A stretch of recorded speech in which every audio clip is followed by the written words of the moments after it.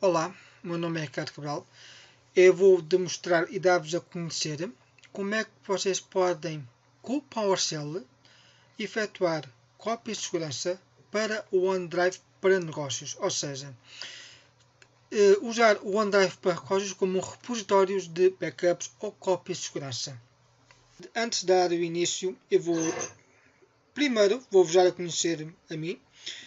Como já disse anteriormente, meu nome é Ricardo Cabral, sou engenheiro informático e neste momento estou a trabalhar na empresa Global Temp, é uma empresa portuguesa em Portugal. Eu também sou Microsoft Certified Trainer, ou MCT. Se vocês nunca ouviram essa expressão, isto é um programa em que nós podemos dar formação certificada Microsoft, ou seja, normalmente para dar formação certificada tem que haver alguém certificado para dar essa formação, não pode ser qualquer pessoa que possa dar formação da Microsoft. No entanto, eu também sou cofundador de duas comunidades portuguesas em Portugal. Uma é o IT Pro Portugal, a outra é PowerShell Portugal. Convido-vos a conhecer essas comunidades. Nós fazemos encontros mensais. Também temos página de Facebook e grupo de Facebook. Convido-vos a aderir e a seguir. E porquê que eu estou a fazer estas sessões de backups com OneDrive para empresas e PowerShell para IT Pros? Já não é a primeira vez que me perguntam se é possível usar o Microsoft OneDrive para empresas ou Microsoft OneDrive for Business para um repositório de cópias de segurança. Só que, sim, nós podemos usar, nós temos aquelas aplicações de sincronização que todos o Windows 10 tem e etc. Só que muitas vezes IT Pros, eu sou um deles, ou administrador de sistemas, ou o que é que seja, como DBAs e etc. Queremos copiar e executar cópias por tarefas agendadas, ou até o servidor fazer este tipo de tarefas. E os servidores normalmente não têm nenhuma sessão iniciada. Nós não podemos deixar, por segurança, sessões iniciadas no computador. E isto é possível fazer com o PowerShell, fazer um script e este script copiar ou enviar ficheiros e enviar diretamente para o OneDrive para empresas. Muitas pessoas perguntam, e se isto é possível fazer? E sim, a resposta é sim, é possível fazer. Há algumas limitações, há formas de dar essas limitações, mas antes de criar temos que conhecer o produto, temos que conhecer o processo. É exatamente isso que eu vou demonstrar. Ou seja, isto é composto por 5 partes. A primeira parte é a introdução, que é que eu vou fazer uma pequena introdução do serviço, como é que nós podemos ligar, o que é que nós precisamos, quais são os requisitos. Depois há uma segunda parte, que é PowerShell e OneDrive para empresas. Ou seja, é aqui que eu vou criar, e vou demonstrar como é que podemos criar o script para ligar e enviar ficheiros para o OneDrive para negócios ou para business.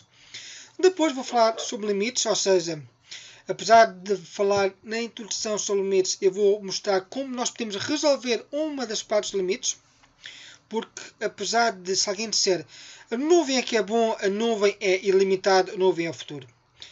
Tudo tem limites, incluindo a nuvem. Se vocês alguma vez comparem algum serviço que diz que é ilimitado, verifique as condições de utilização, ou os termos de utilização, ou até o asterisco, porque nada, mesmo nada, é limitado. Nem a própria Microsoft, nem a própria Google, nem a própria Apple, nem os serviços que eles apresentam que é limitado. Muitas vezes nós podemos comprar um serviço que é ilimitado e depois diz lá os primeiros 5 terabytes são ilimitados. Mas se quiseres a seguir, por uma modo de quantia de X, podemos aumentar a tua cota, o teu armazenamento, o teu tipo de serviço. Ou seja, há limites para tudo. Depois vou falar sobre problemas e soluções, ou seja, poderemos ter alguns problemas e como é que nós vamos resolver esses problemas. E por fim, vou apresentar as conclusões. O que é que nós podemos usar? Bem, e agora vou iniciar a primeira parte 1, que é a introdução. E aqui vou falar, esta aqui é a agenda da primeira parte. Ou seja, vou falar um pouco sobre Microsoft Office 365. OneDrive normal versus OneDrive para empresas. Ou seja, há dois tipos de OneDrives. Aqui o OneDrive que nós temos a nível particular e o OneDrive para empresas. Vou falar um pouco sobre várias formas de utilizar o OneDrive para negócios, para business. Vou demonstrar várias formas como o PowerShell pode ligar ao serviço Office 365. E alguns problemas que poderíamos ter, ou vamos ter, ou como ter alguns problemas. Ok, vou falar um pouco sobre o Microsoft Office 5. O Microsoft Office 5 é um conjunto de produtos, ou seja, ele não tem apenas o Word, o Excel, o PowerPoint. Os produtos que normalmente nós compramos e instalamos nas máquinas. O Microsoft Office 5 é um produto online em que ele integra estes produtos e muito mais. O Matt Wade criou uma tabela periódica em que pode ser consultada, está aqui o site nos slides, em que nós consultamos, podemos ver quais são os produtos que nós podemos ver. Uma das vantagens é que esta tabela está bem feita porque nós podemos ver que tipo de produto é, ou seja, temos produtos de perfis de colaboradores, temos produtos de Outlook, temos produtos de gestão de tarefas, temos produtos de redes sociais e etc. Eu convido-vos a conhecer o site e ver a tabela, porque ele costuma estar sempre a renovar a tabela. Por exemplo, esta é a nova versão em que nós podemos clicar. Se clicar em perfis de empregados, podemos ver qual é o tipo de serviço. Redes sociais, qual é o serviço que ele está. Gestão de projetos, conteúdo online, apresentações, PCs e etc. E também podemos mostrar o tipo de licenciamento. Nós vamos ter o modelo Business Essential, que é o modelo mais baixo. Podemos ver o que nós podemos ter. Ou seja, temos tudo, quase tudo. Não temos o Dynamics, não temos o Stream, não temos o Visual Online, não temos o Power BI, não temos o Project Online, o Bookings e outros. Se a gente quiser escolher o modelo Enterprise E5, tem quase tudo. E já temos o Power BI. E também a Microsoft também tem produtos em que é um conjunto de vários produtos. Por exemplo, eles têm um produto que é o Microsoft Dynamics, mais Office 365, mais o MS, que é um produto gigante, que é um pack de produtos. Muitas vezes a compra deste pack é melhor do que comprar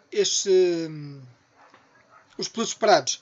Essa informação às vezes não está disponível logo na sua pesquisa, mas só uma vez vocês quiserem adquirir este tipo de produtos, verifiquem também os packs de produtos em conjunto, porque podem ser muito mais económicos do que comprar separadamente.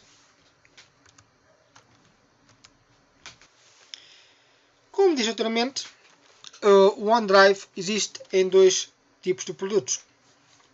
Há o OneDrive normal, que pode ser usado para uso doméstico e apenas permite armazenamento.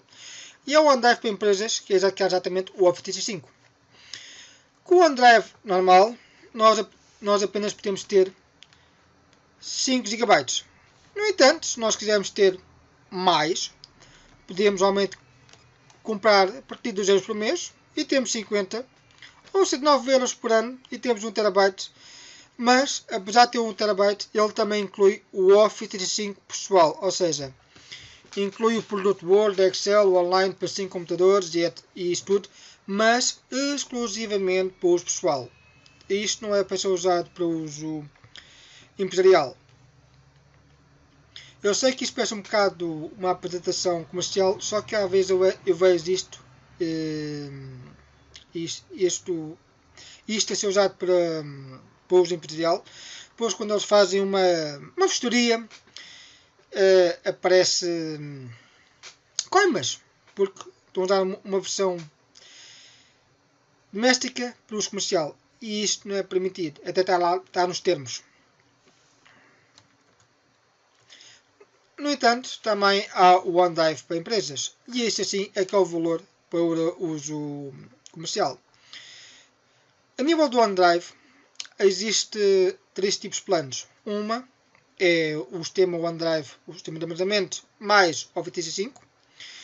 Temos apenas o OneDrive para empresas, que só inclui o armazenamento na nuvem para clientes e mais nada, ou seja, é só o OneDrive. Uma coisa que é preciso saber é que, apesar de eles dizerem um OneDrive ilimitado, como pode ver, eles têm ali um asterisco, em que eu vou usar mostrar que é o asterisco. Depois também temos outro plano, que tem 1 TB de armazenamento. E é preciso ver, constar isto. Pronto. A nível do Office 365 para empresas, este produto está incluído tanto na versão Essentials, na versão empresas normais, como na versão Premium. Ou seja, qualquer versão do Office 365 já inclui um OneDrive para empresas. E cada utilizador tem 1 TB. Ou seja, este 1 TB não é partilhado para todos os utilizadores do serviço. Se o serviço tem 5 utilizadores, então cada um tem 1 TB. Se tem 10, cada um tem 1 TB. Se tem 30, cada um tem 1 TB. Independentemente dos utilizadores, cada utilizador tem 1 TB. Acerca do armazenamento limitado, como eu mostrei há pouco aqui, a Microsoft diz que o armazenamento OneDrive ilimitado para subscrições de 5 ou mais utilizadores, a Microsoft fornecerá um montante inicial de 5 TB de armazenamento OneDrive por utilizador. Ou seja, não é ilimitado. Os clientes que quiserem obter armazenamento OneDrive adicional poderão pedi-lo conforme necessário ou entrar em contato com o suporte técnico da Microsoft. As subscrições com menos de 5 utilizadores recebem 1 TB de armazenamento por utilizador. Como podem ver, não existe limitado. E isto é uma coisa que eu quero chamar a atenção. Vocês podem pensar, vamos escolher o OneDrive para empresas plano 2, que tenha limitado. Convém ler as letras pequeninas, os asteriscos, os tempos de serviço, as condições de serviço e tudo isso. A Microsoft tem aplicações de sincronização e eu aqui vou demonstrar alguns componentes que o OneDrive normal tem e o OneDrive que empresas têm. Eu não vou mostrar tudo porque isto é uma lista enorme e eu não... é mesmo 1 hora e tal só por isso. Eu não só vou mostrar um essencial. Ou seja, aplicações de sincronização. No OneDrive normal apenas está disponível para todos, menos para a versão Linux. Ele até para Xbox é compatível. Ou seja, podemos usar o OneDrive pessoal para Xbox. Mas o mesmo não se pode dizer para o OneDrive para empresas. Porque, lá está. Se isto é um produto para empresas, porque é que nós vamos usar na Xbox? Ok, sim, nós podemos criar serviços, aplicações para a Xbox. Mas a Microsoft, pronto. E também o OneDrive em empresas também não é compatível com o Linux. Ou seja, não há nenhum cliente produção no Linux. Por acaso, eu assisto uma falha da Microsoft. Eles podiam criar um. Porque outros concorrentes, como a Dropbox, ganham com o conceito do Linux. Eu, por acaso, também utilizo muito Linux. Eu utilizo o Red Hat não, utilizo o Fedora, que também pertence à Red Hat, a versão gratuita. A versão gratuita não, a versão open source, vamos dizer, porque aquilo não é só open source, pronto, é muito mais coisas, mas é Red Hat. Eu mexi com o Linux desde o Red Hat 4, por isso, até agora já experimentei o Ubuntu, já experimentei a nível empresarial é o CentOS que eu utilizo, já experimentei aquele que tem o logotipo do camaleão, não me recordo agora o nome, já experimentei várias distribuições, já experimentei o Core Linux, que para mim foi um dos melhores coreis, o melhor distribuições de Linux que havia, só que eles depois pararam, quando lançaram, tive muita pena, porque acho que ele era muito bom. Eu até tenho o Linux para a PlayStation 2, tenho o kit, por isso eu não só utilizo Microsoft, eu não utilizo apenas software Microsoft, também utilizo software Linux. A nível de Mac, não tenho. Apesar, não gosto muito do sistema operativo do Mac, não é amigável para o IT Pro existente. Não é amigável. A nível de Mac, utilizo mais o terminal do que a própria interface em si. E não acho a interface muito prática. Até os comandos de copy-paste e etc. não acho muito prático. E também o valor dos produtos deles também não é muito atrativo. Pronto. Mas, avançando. A nível de funcionalidades, todos eles têm uma plataforma web. O OneDrive para empresas também tem, mas utiliza SharePoint. E aqui está a grande diferença do OneDrive normal para o OneDrive para empresas. É que aqui temos SharePoint. E como temos SharePoint, nós podemos usar as funcionalidades de SharePoint. E é isto que vamos usar e temos que usar para enviar fecheiros. As duas também têm versionamento, ou seja, podemos buscar versões anteriores. Mas o OneDrive em empresas inclui gestão deste funcionamento. Ou seja, temos isto e muito mais coisas. Podemos definir qual é a quantidade e como é que ele pode estar. O OneDrive para normal não tem auditoria, enquanto o OneDrive para empresas tem. Ou seja, para o RGPD isto é essencial, porque nós não podemos criar políticas, não podemos criar auditorias com o serviço OneDrive. Ou seja, se vocês utilizam na empresa o OneDrive normal, porque já vem com Windows 10, fiz uma conta, a nível do RGPD, e isso vai dar problemas futuros.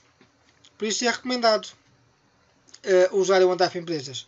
Eu não estou aqui para vender os serviços, não estou aqui para isso, não sou comercial, não ganho nada com isso, apenas quero alertar algumas das funcionalidades que isto tem. E por fim, a autenticação. Isto é que é o passo importante. Aqui é que nós vamos saber o que é que nós podemos usar. Enquanto o OneDrive normal apenas tem conta Microsoft, o OneDrive Empresas permite o Azure Active Directory e o Microsoft Graph API. E são estes dois que nós vamos utilizar para o script PowerShell, para ele fazer comunicação, fazer autenticação, enviar os processos ou até mesmo fazer download dos processos. Enquanto o OneDrive normal não tem, o OneDrive Empresas tem. E isto é que é importante. Agora eu vou falar um pouco sobre limites. O OneDrive para negócios utiliza SharePoint, como eu falei há pouco. E esse serviço tem todos os limites do SharePoint, ou seja, há caracteres que não podem ser suportados, há pastas que nós não podemos criar, por exemplo a pasta Forms, que é uma pasta usada pelo próprio serviço de SharePoint, tanto o SharePoint Online como o SharePoint On-Premise. Existem pastas exclusivas como COM1, LPT1, que até nós no próprio Windows não podemos criar, porque isto é considerado porta de comunicação e qualquer ficheiro ou pasta num sistema operativo é considerado um ficheiro, por isso é que está bloqueado. Existe uma quantidade de itens a ser sincronizada, ou seja, estamos limitados a uma quantidade de sincronização. Nós não podemos enviar 1 bilhão de ficheiros e à espera que aquilo receba tudo, mastigue, processe. Não, há os limites. Um limite importante que eu quero dizer é que cada item, cada ficheiro não pode ser superior a 15 GB. Ou seja, se vocês enviarem um ficheiro de 20 GB, ele não vai ser aceito. Ele até pode receber, ele recebe, ele processa, só que não vai ser descartado. E o problema é que a nível de script, o erro tem de ser bem tratado. Se nós quisermos saber que este erro foi do limite de ficheiros. Uns limites importantes é o de 400 caracteres para definição de passo e ficheiro, ou seja, cada ficheiro não pode ter mais de 400 caracteres. Não podemos usar uma unidade da rede para sincronização, mas isso também é exatamente igual como ao cliente. Nós não podemos pôr o cliente a dizer, olha, quer sincronizar uma unidade da rede. E não pode ser ajustado com privilégios elevados, ou seja, nós não conseguimos ter privilégios elevados no próprio serviço. No entanto, todas estas informações estão detalhadas na documentação da Microsoft. E eu recomendo, quando vocês tiverem algum problema, primeiro consultar a documentação da Microsoft, que é bastante útil. Por exemplo, se ao clicar aqui, podemos ver ainda mais informações, quais as pastas que não podem ser sincronizadas, pastas que os nomes também não podem ser, o underscore T, underscore W, underscore VT, underscore, não pode usar, que se é usado pelo próprio serviço em si, e muito mais. E como podem dizer aqui, o OneDrive não pode ser executado com privilégios avançados. Mas isto aqui eles estão a falar a nível do cliente. A nível de script PowerShell, nada nos impede de executar com privilégios avançados ou privilégios administrativos. Uma das coisas que é muito importante às vezes é ver a versão que nós estamos a executar do OneDrive e Office no cliente. Nós temos várias formas de usar o OneDrive. Podemos usar por aplicação de sincronização, podemos usar por plataforma web podemos usar por aplicação mobile, podemos usar com Windows PowerShell, com o .NET, com o Client Side Object Model. Bem, podemos usar como aplicação de sincronização, podemos usar como plataforma web, podemos usar como aplicação mobile, podemos usar com Windows PowerShell, podemos usar com o Microsoft Graph. A aplicação de sincronização é aquela aplicação que nós instalamos na aplicação mobile ou no desktop, que vai sincronizar tanto o OneDrive normal como o OneDrive para negócios. Ambos têm a sincronização. Com Windows PowerShell nós temos que utilizar o Client Side Objects ou o Client Components SDK. O Microsoft Graph é a forma de nós podemos criar uma aplicação e autenticarmos com o Azure Active Directory. Com a aplicação autenticada, nós podemos fazer a comunicação e, neste caso, podíamos enviar ficheiros diretamente para o OneDrive for Business. Ou seja, eu comunicava com o serviço SharePoint que gera o OneDrive. Se vocês tiverem curiosidade de ver ou experimentar o Microsoft Graph, o Microsoft Graph tem uma ferramenta online que é o Graph Explorer. Vocês podem fazer pedidos, podem fazer queries de GET e de SET. Isto normalmente como um REST API. Vocês têm que pôr o endereço, podem pedir. Vocês, ao autenticarem com a vossa conta, vocês entram no vosso serviço. Vocês podem, isto é um exemplo de um pedido. Vocês têm exemplos como vocês podem utilizar. E no endereço developer.microsoft.com tem essas ferramentas e muito mais. Ou seja, antes de vocês quiserem criar a vossa aplicação, ver se quiserem criar aplicações que utilizem REST API ou APIs, vocês podem usar isto para experimentar a autenticação de vossas aplicações e depois portá-las. A nível de samples e SDKs, vocês têm códigos para .NET, Xamarin, UPN, Android, Java, PHP e Rails. Ou seja, vocês também podem, através de PHP, fazer a autenticação com o Azure Active Directory. Ou seja, cada vez mais a Microsoft não está restrita apenas a C#. Eles estão cada vez mais abertos e permitem que o desenvolvedor crie aplicações que utilizem o serviço. Mas porquê o PowerShell? Bem, sim, o OneDrive já inclui ferramenta de sincronização. Mas essa ferramenta de sincronização exige que nós tenhamos uma sessão ligada. E uma das formas que os demais sistemas utilizam é o Windows PowerShell. O Windows PowerShell é uma base que podemos fazer scripts com comandos e usar módulos existentes ou commandlets que permite criar novos scripts, reutilizar e efetuar tudo através de tarefas, através da execução de scripts, podem instalar outros scripts. Isso é muito utilizado pelos desenvolvedores de sistemas. Por exemplo, onde é que eu estou? Muitas das coisas que eu faço é em PowerShell e porque isso permite aumentar a performance de muitos processos e também automatizar esses processos. Ou seja, eu não vou estar a fazer uma coisa manual ao fim de horas de trabalho, ou seja, fora do horário de trabalho, fora laboral, porque é necessário, enquanto eu posso fazer um script PowerShell que me faça isso e que me mande um e-mail a dizer que foi feito ou não foi feito. Isto não foi feito, qual é os erros? E isto não foi feito, e nível de erros, o que ele fez? Ou seja, eu com o PowerShell até consigo capturar todos os comandos que ele fez e os erros e receber por e-mail. Ou seja, o PowerShell é muito bom e recomendado para quem gera sistemas de Microsoft. Porque isso não gera apenas o Windows 10 ou o Windows Server. Também gera o Exchange, SharePoint Online e Offline, Azure, podemos criar ficheiros de Excel, qualquer produto que tenha módulos do PowerShell podemos fazer. E não só, podemos criar, podemos dar a um colega, ele pode reutilizar, pode modificar, pode dizer, olha, tinhas aqui um erro, isto não estava bem feito, ou então, olha, isto tu fizeste, eu consegui automatizar o processo e ter mais uma performance. E além disso podemos usar variáveis, argumentos, parâmetros, objetos, pipeline, podemos agarrar na informação e mover por outro comando.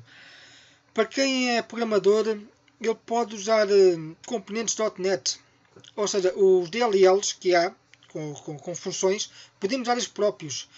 Nós podemos trabalhar nativamente com vários formatos, como CSV, HTML, importar e exportar. Que ele faz uma própria formatação própria de PowerShell, neste caso como o CML e o JSON. Que a gente pode exportar e enviar aquilo, tiver outro script que importa e trabalhe. E não precisamos de usar a aplicação para fazer enviar vocês para o OneDrive. E como isto é um script, nós podemos executar isto como uma tarefa agendada, com privilégios administrativos, quando quisermos. Isto é um dos motivos porque é que nós devemos usar a PowerShell. Porque é que devemos usar a PowerShell para fazer isto? Porque temos um grande recurso com várias funcionalidades que é modelável ao nosso gosto e podemos alterar quando quiser. Não estamos presos. Podemos sempre reutilizar. Como eu mostrei anteriormente, o Office tem vários serviços. E nós podemos usar o PowerShell para integrar estes serviços. E podemos usar o PowerShell para gerir alguns desses serviços, independentemente. Uma das coisas que nós temos que fazer é iniciar a autenticação. Com o Office nós podemos iniciar a autenticação de duas formas. Uma das formas é usar o Azure Active Directory. E esta forma há duas versões. Há a versão 1 que utiliza o MS Online, Microsoft Online. Este é o script que utilizamos. Nós temos que instalar o módulo MS Online para utilizar. Uma coisa importante é que para instalarmos os módulos e para ser reutilizados por qualquer utilizador do sistema, nós temos de executar isto com privilégios administrativos, ou seja, temos que iniciar a consola, a linha de comandos, ou o ISE, ou o Visual Studio Code, que já permite executar comandos com privilégios administrativos para instalar o módulo. Se nós quisermos usar o módulo no próprio utilizador, nós podemos fazer download do módulo para os ficheiros na pasta dos módulos no ambiente do próprio utilizador e apenas esse pode utilizar. Isto é um script, eu vou mostrar como é que se liga, é sempre melhor ver do que estar aqui a falar também. Eu vou usar o Windows PowerShell ISE, como podem ver. Isto é exatamente o mesmo código como está nos slides. O que é que eu preciso? Eu preciso me autenticar e eu vou pôr aqui o meu endereço de correio eletrónico da minha conta.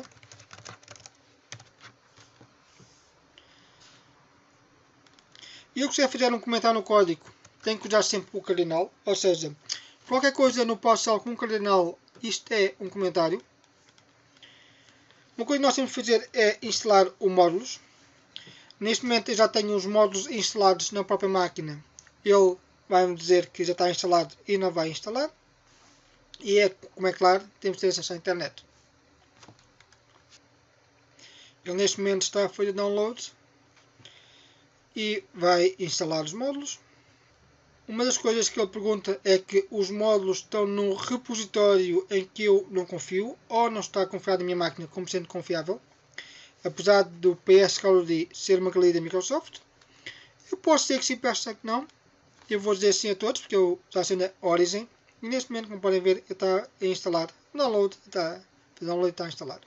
Como eu estou a executar o Windows PowerShell ISE como administrador, ele não reclama, ele vai instalar e está instalado. A coisa que eu vou fazer a seguir é vou pedir as credenciais, ou seja, a minha chave de acesso. Eu podia pedir assim, ou também posso definir o código e minhas credenciais.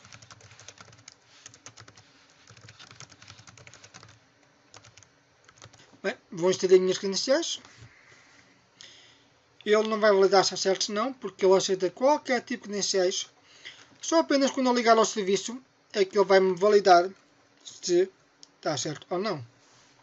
Neste momento está autenticado-se e ele diz que está mal, ou seja, como eu pus a palavra mal de propósito, ele não me consegue autenticar. E assim eu tenho que voltar a pedir as minhas credenciais e depois de autenticado estou ligado.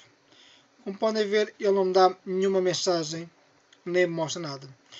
No entanto, se eu perguntar o comando de pedir informações ao utilizador com este email, com este correio eletrónico, identificador, neste momento vou só mostrar o nome que é de visualizar no administrador, porque eu não vou mostrar informações da minha própria conta, por motivos de segurança, claro. Eu posso ver que estou ligado a dar-me informações. Ou seja, isto é uma das formas de ligar.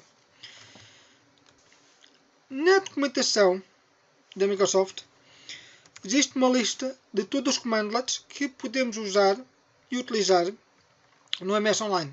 Ou seja, se consultarmos a documentação,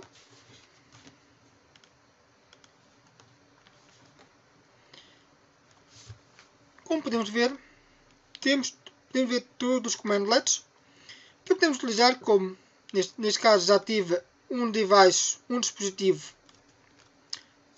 no Azure Active Directory, mas para usar este comando e para ser disponível depende do tipo de serviço que nós temos no Azure Active Directory, porque o Active Directory tem várias versões, vários planos de serviços. No entanto, quando nós temos um Office 365, por defeito, qualquer tenant de Office 365 já inclui um Azure Active Directory. Ou seja, não vamos pagar mais nada por isso, por este serviço.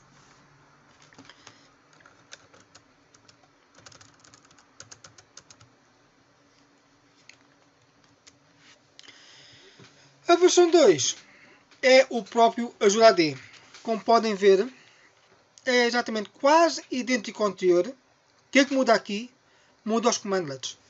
Vamos usar o MS Online e os seus commandlets. Vamos usar o Azure AD, os seus commandlets. Temos a mesma de autenticar, temos a mesma de as credenciais e fazemos a ligação. Para usar, a vez de instalar o módulo Azure AD, eu não vou instalar, porque já está instalado, eu não vou mostrar. No entanto, vocês quiserem ter os módulos de Azure e tudo o resto, recomendo instalar o próprio conjunto de PowerShell para o Azure. Como é que nós podemos fazer? Vamos à página de Azure. Podemos ir aqui no fim da página e temos a opção de Downloads. Ao clicarmos em Downloads, nós temos o STKs. Fomos mais abaixo, vamos ter os Command Line Tools. E nós temos aqui o PowerShell. Se nós executarmos aqui o Windows Install, vamos instalar todos os commandlets e módulos referentes ao Azure. Isto tanto inclui o Azure AD do Connect, como os outros serviços que nós temos na Azure. Agora vou mostrar como é que nós podemos fazer a ligação. Ok, voltamos ao nosso Windows PowerShell. IGE. Eu estou a usar a mesma sessão, a mesma janela, ou seja, a variável User Credentials está criada e se eu executar, ele diz-me que eu tenho o... está populado, ele tem uma hash table com as credenciais, username e password, que é uma secure string, ou seja, eu não vou voltar a pôr as credenciais, vou apenas autenticar o meu serviço.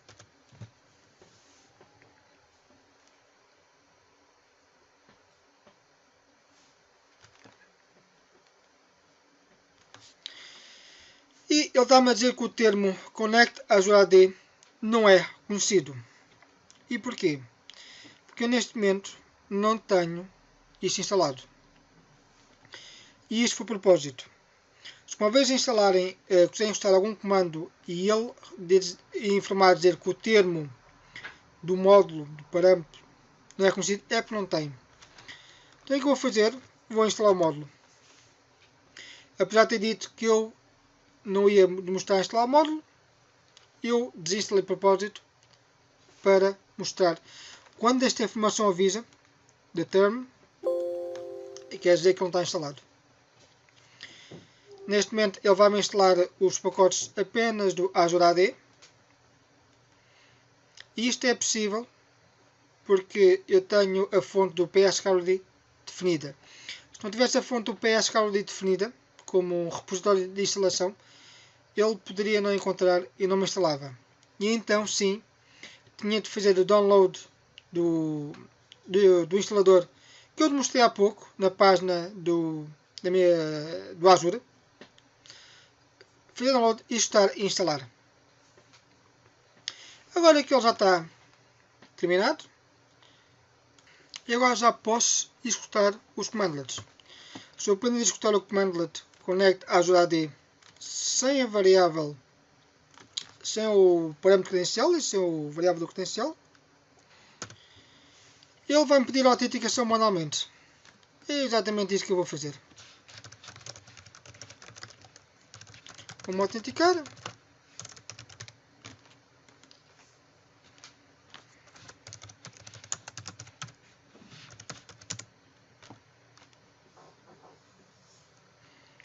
Vai-me pedir uma autenticação novamente. Ou seja, porque a autenticação, mesmo que já tenha autenticado por motivo de segurança, ele pede sempre uma autenticação nova, que isso é como se fosse uma nova sessão. Ele não vai repetir as sessões. E ele aqui já me informa que eu estou ligado ao meu tenant do Azure, ao meu ambiente cloud e ao tipo de utilizador. E eu vou usar a mesma funcionalidade de qual é o nome deste utilizador.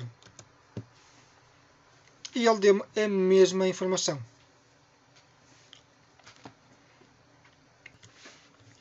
Outros serviços que nós podemos usar para se ligar é o Office 365 Exchange Online. Isto é um script que nós podemos ligar. Uma coisa importante que nós temos de fazer é definir o Execution Policy Remote Signet. E porquê? Nós vamos fazer uma nova PS Session, ou seja, vamos ligar a uma sessão remotamente, como fosse um computador remoto. Então, por causa disso, nós temos que ativar isto. Se não ativarmos, vamos ter erro de autenticação. Ao executarmos isto, nós podemos executar, podemos criar comandos, podemos fazer consultas ao Exchange Online. Muitas das definições que nós usamos no Exchange já estão definidas no Azure AD ou MS Online porque utiliza essas funcionalidades. Eu não vou demonstrar isto na minha conta por motivo de segurança, mas no entanto, na documentação, vocês podem ver o que é possível fazer. Não podemos fazer. Umas coisas que nós podemos fazer às vezes é precisamos de definir com um utilizador. Não queremos que ele esteja a política para alterar a palavra passe de X em X dias. Por defeito, na administração do Office 365, ou nós ativamos para todos, ou desativamos para todos. Com o PowerShell nós podemos dizer assim, este utilizador é o único que não queremos que ele esteja nesta política. E isto é possível. Por isso fica aqui uma dica. Se uma vez vocês quiserem desativar em que o utilizador muda a palavra passe de X tempos, porque pode ser uma conta de e-mail usado para um serviço qualquer que eu agora não vou dizer, mas se vocês queiram, vocês podem definir essa política. E então alterar manualmente anual. Outras formas que nós também podemos ligar é o Security and Compliance Center, ou Centro de Conformidade e Segurança, em que nós podemos criar políticas internas, que tipo de documentos nós podemos armazenar, que tipo de documentos podemos ter. Isto também utiliza o Outlook, por isso é exatamente a mesma forma. exatamente o mesmo tipo de ligação. E também temos a documentação que nós podemos buscar e visualizar os commandlets disponíveis.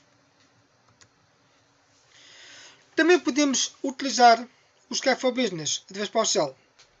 Uma das coisas que nós temos que fazer primeiro é fazer o download do módulo.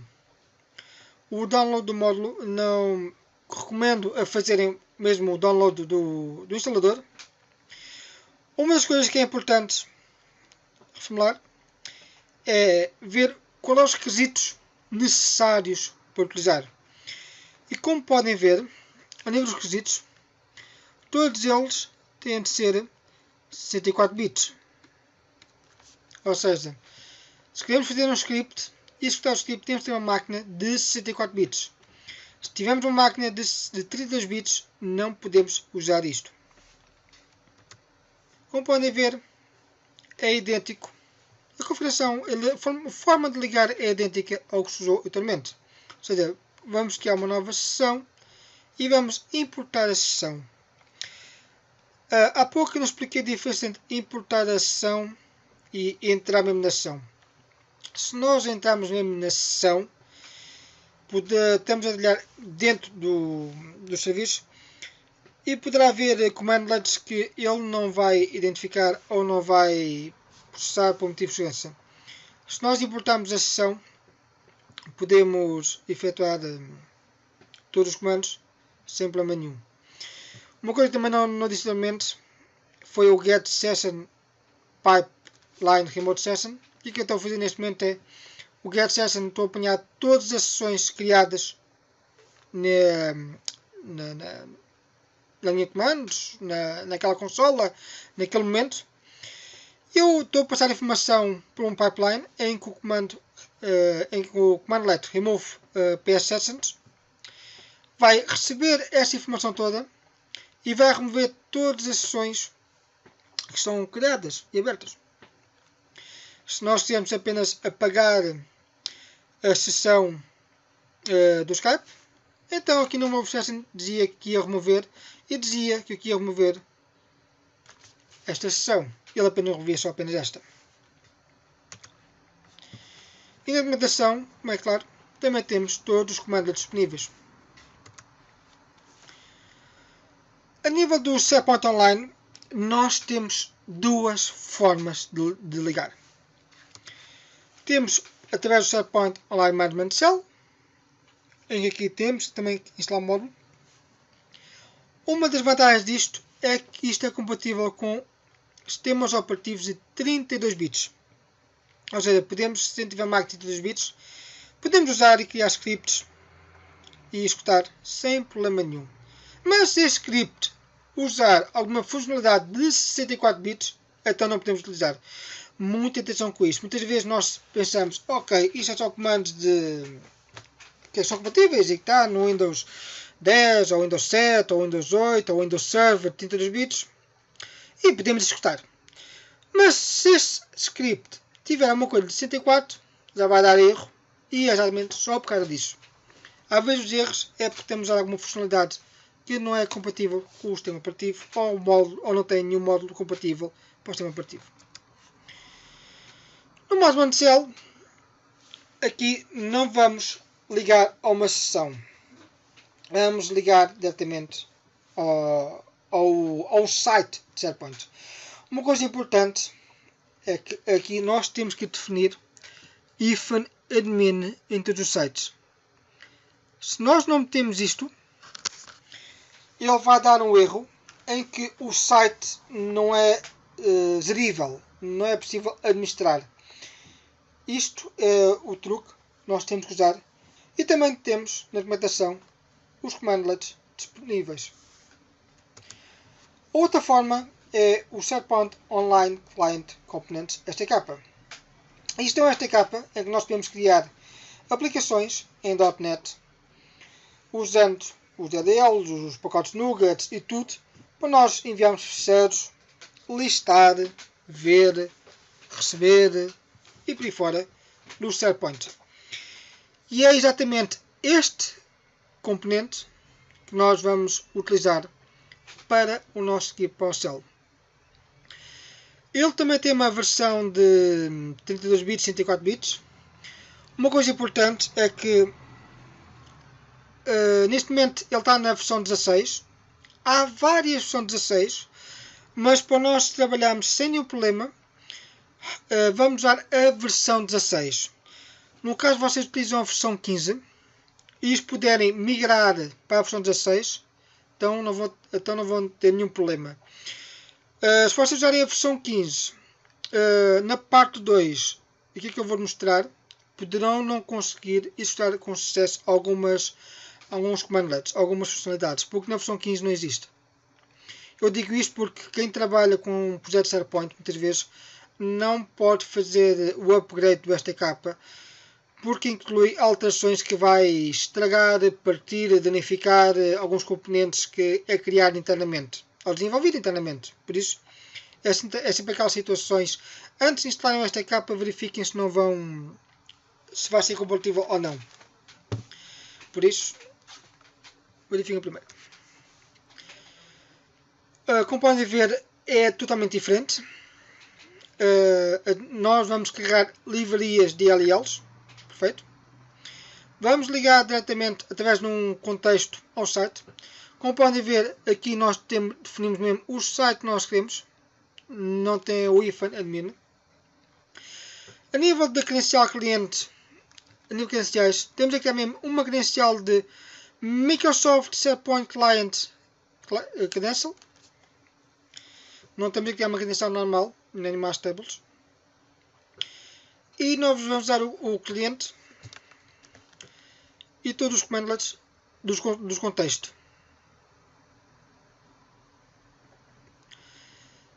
Sobre isto, também convém ler a documentação do desenvolvimento do SharePoint, porque o contexto cliente engloba muita informação. E só isto era umas horas valentes a explicar como é que isso funciona. O que é que eu estou a fazer? Isto é um exemplo em que vai ligar a um site, SharePoint, vai buscar informação e depois vai mostrar e me imprimir o título web e o título URL. Isto não utiliza commandlets, isto utiliza operações, que isto é como se fosse um programa. Se nós consultarmos a documentação, vamos ter exemplos de como temos que ligar. Como podem ver, isto é código C Sharp. Apesar de ser código C Sharp, e como isto podemos converter isto para PowerShell, que isto vai executar normalmente. Nas partes a seguir, eu vou mostrar como é que nós vamos poder fazer isso e como é que nós vamos utilizar.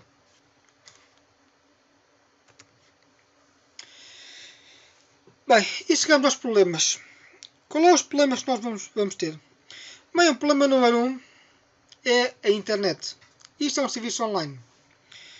Temos de ter atenção às velocidades de acesso à internet e às latências. Ou seja, nós não temos internet. Como é que é de explicar? Temos de ter atenção às velocidades, porque em nível mundial a internet não funciona à mesma velocidade. Alguns países envolvidos temos internet a grandes velocidades. Alguns países, não vou dizer menos desenvolvidos, porque eu não quero marginalizar ninguém, não quero criar conflitos, não quero ofender ninguém. Mas até, por exemplo, em Portugal nós temos ligações de fibras. A fibra é o futuro, mas às vezes até a fibra tem problemas. Eu já percebi que às vezes a fibra, não vou dizer ao operador, a velocidade de acesso por vezes falha. Não sei explicar porquê. Não sei se é problema da região, do local. Não sei se é problema de excesso de clientes. Não sei se é problema de equipamentos a usar equipamentos baratos. Não sei se é problema de routing. O que é que seja. vamos ter problemas de velocidade de acesso à internet. Ou seja, se nós tivermos uma infraestrutura em que temos 500 colaboradores e uma internet só para estes 500 utilizadores média fraca, não vai ser. Nós não vamos ter a mesma velocidade, temos numa instalação com o mesmo tipo de internet só para 10 colaboradores. Ou seja, vai ser ao mesmo tempo. É diferente. O outro problema é limites. Consultar sempre a documentação sobre limites. Isto é extremamente importante. Temos de ter atenção com isso. A Microsoft divulga e mostra e explica qual é as restrições de cada serviço e devemos sempre consultar a informação. Isto é um dos problemas importantes, o throttling dos serviços ou limitação de largura de banda de serviço. Todos os serviços online têm limitação de utilização. O que é isto? Isto é para evitar em que nós conseguimos mandar o serviço abaixo. Podem pensar que isto é como fosse uma prevenção de DDoS. Tanto os produtos da Microsoft têm uma limitação de pedidos, de consultas, de chamadas. Pronto, depende do tempo como querem utilizar. Ou seja, eu não posso neste momento agarrar e enviar 1 bilhão de ficheiros, porque até para enviar um ficheiro, aquilo pode fazer vários pedidos e várias chamadas. Para enviar. Eu quando ultrapasso esse limite, ele vai me estragar. Como por exemplo, isto é como eu tivesse aqui um... Ou seja, este é o meu limite. Este eram os pedidos. Eu se fizesse downloads e uploads ou fizesse pedidos e se não ultrapassasse isto, não havia problema nenhum. Quando eu ultrapassar este limite, o que o serviço vai-me fazer? Vai-me cortar a minha ligação e aquilo que eu estava a fazer neste momento é perdido. Ou seja, se eu tivesse a enviar um ficheiro qualquer, eu ia dar um erro, eu tinha voltado a fazer tudo ao mesmo tempo. Se eu tivesse a enviar um batch de ficheiros e se eu não conseguisse ter forma de ok, enquanto tenho um erro, deixa-me lá voltar a fazer o reupload ou continuar onde parei, isto é ótimo. Mas se nós não tivermos isto, tínhamos que voltar a ajustar tudo outra vez. E se este processo começasse daqui e fosse correr este ponto todo, íamos ter um problema. Nós não íamos conseguir. E isto está muito bem explicado na documentação da Microsoft. Se nós assistimos à página de documentação, eles explicam o que é o throttling limit, mais ou menos como eu expliquei aqui, como está aqui. Nós temos utilizações, temos limites, e se ultrapassarmos, ele vai. E isto é a documentação a falar sobre o SharePoint Online. E todos os serviços têm um throttling, quer seja SharePoint Online, quer seja outro tipo de serviço. Quando nós temos algum problema, consultem sempre a documentação. Muitas vezes o problema tem a ver com algumas funcionalidades novas que a Microsoft introduz, complementa. Já me aconteceu muitas vezes scripts para os cells não funcionarem, porque a Microsoft mudou alguma coisa. E em vez de perder horas a tentar perceber se foi problema de infraestrutura, foi problema de má implementação, que não era, porque estava tudo a funcionar corretamente, e eu por vezes ao consultar a informação, a documentação técnica, eu verifico que ok, houve aqui uma alteração e isto agora não é comunica assim, tem mais um parâmetro, foi feito mal, agora tem que ter mais uma autenticação, tem que pôr mais uma coisa extra. Eu utilizo o script e continua a funcionar perfeitamente. Por vezes, se você tiver algum problema ou se está a funcionar, consultem a documentação existente. Outra forma é o desempenho do SharePoint Online.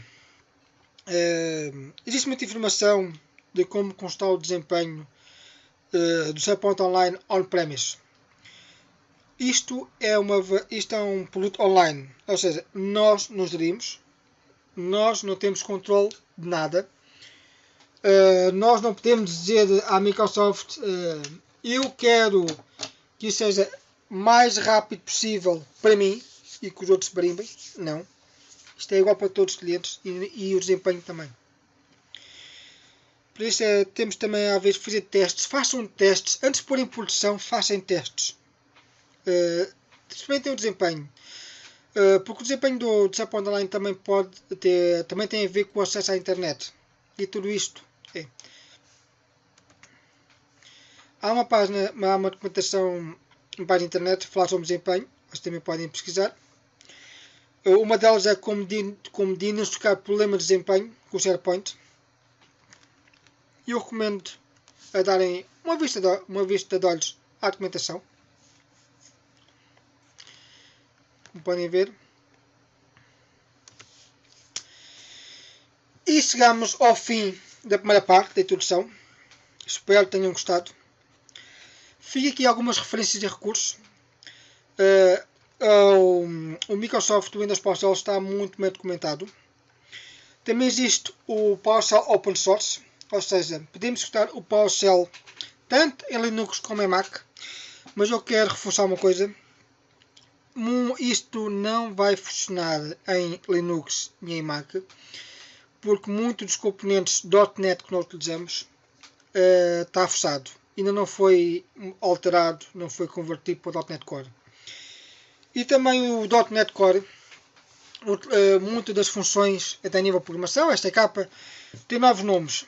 Eu já fiz conversão de projetos de .NET para .NET Core e tive que alterar e atualizar muita coisa. E algumas coisas não foi possível porque ainda não há compatibilidade, não há modos .NET nem nuggets para isso suficientes. Também está aqui a documentação do Office 365, o Office Dev Center. Isto é o blog do Office Dev. Contém as últimas informações de desenvolvimento do Office. Eu convido-vos a consultar. Vocês podem encontrar muita documentação, muitos recursos no blog, como webcasts, newsletters e muita informação. Como podem ver aqui na documentação, temos os conectores do REST API, os AVs, add-ins, o SharePoint Framework e muito mais. Também temos o Microsoft Tech Community. O Microsoft Tech Community é um grupo de comunidades totalmente gratuito de vários produtos da Microsoft. Se vocês não conhecem nenhuma vista de olhos, podem se registrar. É totalmente gratuito. E para quem é estudante de ensino universitário ou ensino superior em Portugal, o Office 365 é grátis para a maior parte dos universitários. Consultem a vossa universidade. Também podem constar no portal. Eu não sei se no Brasil também tem o mesmo produto. Eu tentei pesquisar, encontrei informação um pouco contraditória e então não quis pôr para não provocar erros.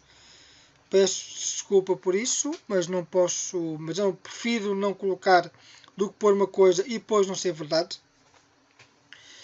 E pronto.